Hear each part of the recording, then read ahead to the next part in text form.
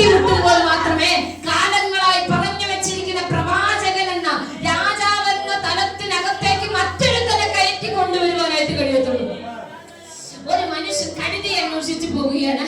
ഇന്ന് പകരം ഇതിനകത്ത് വന്നവരെല്ലാവരും കഴുതയെ അന്വേഷിച്ച് വന്നിരിക്കുകയാണ്. എങ്ങനെയെങ്കിലും കഴുതയെ കാണാതെ പോയ അതിനെ എനിക്ക് കണ്ടു കിട്ടണമെന്ന് മാത്രമാണ് ആ യാത്രയിൽ ആ മനുഷ്യന്റെ ആഗ്രഹം. എന്നാൽ മറ്റൊരുവരുണ്ട്, ആ മനുഷ്യനെ കുറിച്ച് വചനം പറയുന്നു, അതിനവൻ ഈ പട്ടണത്തിൽ ഒരു ദൈവ പുരുഷനുണ്ട്. പെരുക്കലൂരിൽ ദൈവ പുരുഷന്മാരുണ്ടോ? ഇതിനകത്ത് ദൈവത്തിന്റെ പുരുഷന്മാർ എത്ര പേർ വന്നിട്ടുണ്ട്? ഈ ദൈവ പുരുഷനൊരു പ്രത്യേകതയുണ്ട്.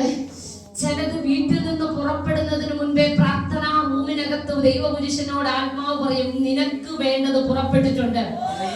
നിന്റെ അഭിഷേകം ഒഴുക്കപ്പെടേണ്ട ശിരസ് പുറപ്പെട്ട് കഴിഞ്ഞു. നിന്റെ തൈലക്കൊമ്പിൽ നീ തൈലം എടുത്തു വെച്ചോ.